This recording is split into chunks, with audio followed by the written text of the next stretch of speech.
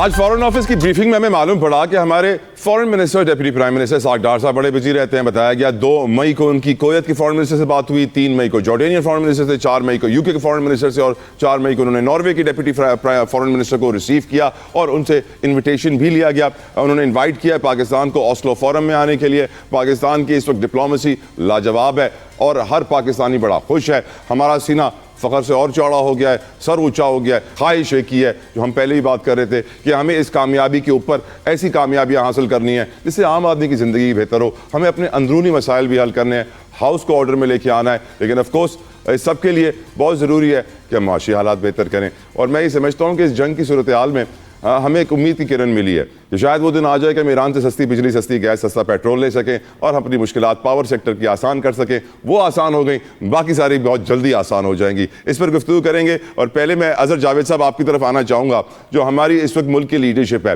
اسحاق ڈار صاحب, ہم نے ان کو ٹوٹے ہوئے ہاتھ کے ساتھ چائنا جاتے ہوئے دیکھا. اس وقت جس طریقے سے روزانہ وہ ڈپلومیسی کر رہے ہیں, ہر ملک کے لیڈر سے بات کر رہے ہیں, لگ یہ رہا ہے کہ اس وقت پاکستان کے پاس ایک کمال اپرچونٹی ہے جس سے اگر ہم صحیح فائدہ اٹھائیں تو ہر پاکستانی کا بھلا ہو سکتا ہے. اظہر صاحب, یور اوپینین. جی بالکل طلحہ صاحب, میں تو اسحاق ڈار صاحب کے ساتھ مجھے یہاں لنڈن میں کام کرنے کا موقع ملا جب یہ 3 سال یہاں پہ ایگزائل میں تھے. تو یہاں پہ جو مسلم لیگ نون کا آفس تھا تو وہ وہاں پر ایک مین شخصیت تھے, تمام معاملات کو دیکھتے تھے, اور وہاں پہ بھی وہ تقریباً 16 گھنٹے 18 گھنٹے تک انہوں نے کام کیا. تو وہ سارا ایک جو ان کی طبیعت میں کام کرنے کا عنصر ہے انتھک, وہ اس کی تو مجھے ذاتی طور پہ بھی میں گواؤں.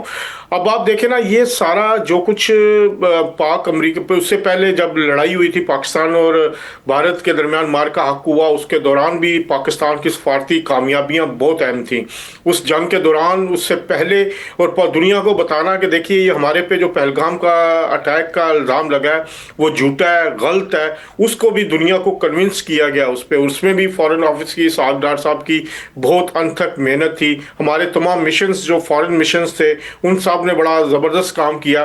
اب پھر پاک یہ ایران اور امریکہ کے درمیان مذاکرات کے دوران آپ دیکھیے کہ کون سا ملک تھا جو پاکستان سے بات نہیں کرنا چاہتا تھا. تو یہ اس وقت جو ثمرات ہے پاکستان کو, اب اس کو کیپٹلائز کرنے کے لیے جو معاملات ہیں اس کو اب آگے بڑھنے کی ضرورت ہے. میرا خیال ہے ابھی جو انٹرنلی میں نے ابھی آج بھی دیکھا ہوں, اس سے پہلے بھی میں تقریباً مہینہ پاکستان میں رہا, وزیر اعظم سے بھی میری ملاقات ہوئی, تو وہ اس میں سارا ایک چیز اس کو اب فائنل کر کے آگے لے کے جا رہے ہیں. یہ بجٹ بڑا اہم ہوگا. اس بجٹ میں جہاں ایک سرمایہ کاروں کو آپ تحفظ دے رہے ہیں, سرمایہ کاروں کے لیے نئی سکیمز لے کے آ رہے ہیں, پھر ایک سب سے بڑی جو ڈیولپمنٹ مجھے جو نظر آ رہی ہے وہ ریئل اسٹیٹ سیکٹرز کو دوبارہ کھولا جا رہا ہے. 1 کروڑ پہ تک کا قرضہ دیا جا رہا ہے لوگوں کو گھر بنانے کو. اس سے ایک اکنامک ایکٹیویٹی شروع ہوگی جس سے نیچے تک جو مزدور ہے تقریباً 20 سے 25 انڈسٹریز اس سے چلنی شروع ہوں گی.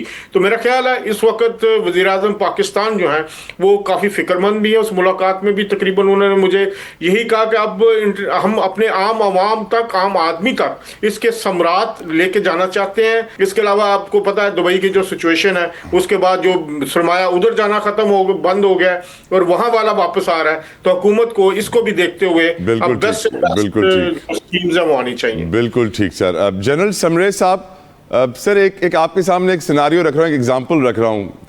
پہلے ہم ٹائم مانگتے تھے ملنے کے لیے, آج وہ ٹائم مانگ رہے ہیں ہم سے ملنے کے لیے. تو یہ جو نئی عزت ہمارے پاس آئی ہے, کیا ہم اس عزت کو صحیح طرح استعمال کر پائیں گے؟ General summaries. خوبصورت ایڈالوجی کریٹ کی, لیکن میں یہ کہنا چاہوں گا کہ اس طرح کی جو ریلیونس ہے نا جو پاکستان کی پہلے بھی آ چکی ہے. مطلب اگر ہم بات کریں جب سوویت یونین افغانستان میں آیا, پھر اس کے بعد وار آن ٹیرر چلی, میں خود جو مسرت کے ساتھ کمپنی کر رہا تھا جب ہمیں پریزیڈنٹ بش نے ایک ہالیڈے پہ وائٹ ہاؤس پہ رسیو کیا. I was part of the delegation. تو میرے نزدیک یہ عزت, یہ وقار ہمیں پہلے بھی مل چکا ہے. اس کو ہم انشاءاللہ جاب کر لیں گے, کوئی ایسا مسئلہ نہیں ہے. لیکن جو آپ نے دوسری چیز آئیڈینٹیفائی کی ہے, کسی بھی کامیابی کے بعد ہمارے ہاتھ میں ہوتا ہے کہ ہم ہمبل ہوتے ہیں یا ہم ایروگینٹ ہوتے ہیں.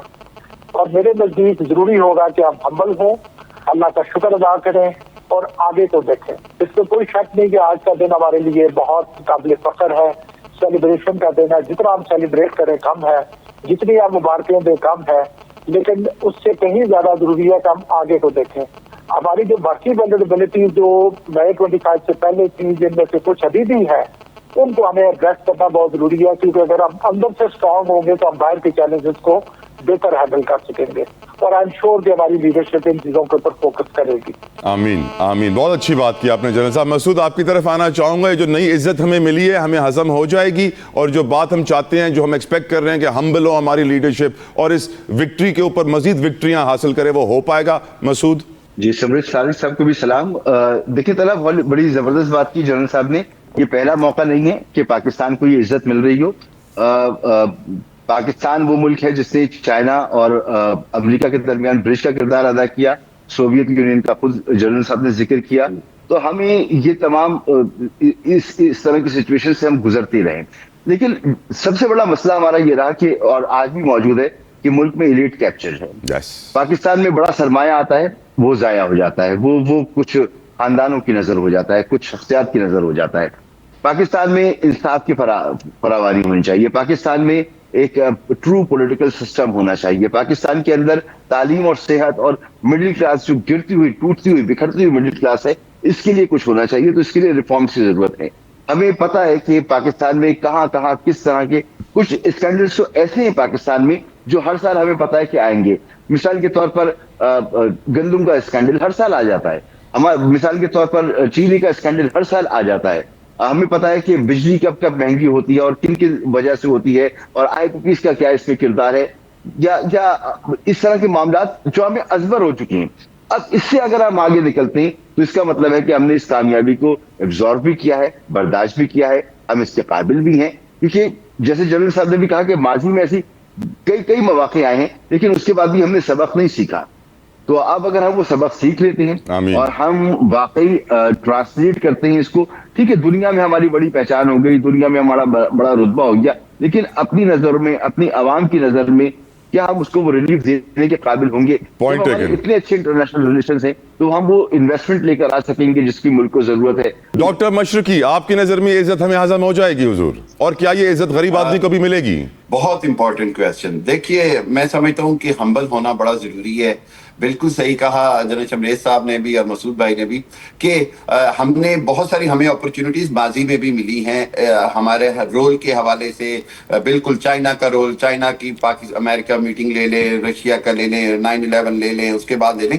सबसे इंपॉर्टेंट चीज मैं आपको बताऊं, पाकिस्तान की हिस्ट्री में पाकिस्तान ने बहुत ज्यादा चैलेंजेस फेस किए, चैलेंजेस से अपॉर्चुनिटीज क्रिएट हुई, उन अपॉर्चुनिटीज को उस अंदाज में कैपिटलाइज नहीं किया गया बदकिस्मती से जिस अंदाज में करना चाहिए था। और उसकी आपको सबसे बड़ी वजह आज आपको मैं बता दूं, क्योंकि मैं इसका खुद भी सफर हुआ हूं, मैं मतलब I don't want to mention it but I have seen it. वो पता है क्या है, इनकैपेबल लोगों का बहुत जगहों के ऊपर, मतलब लीडरशिप की नीयत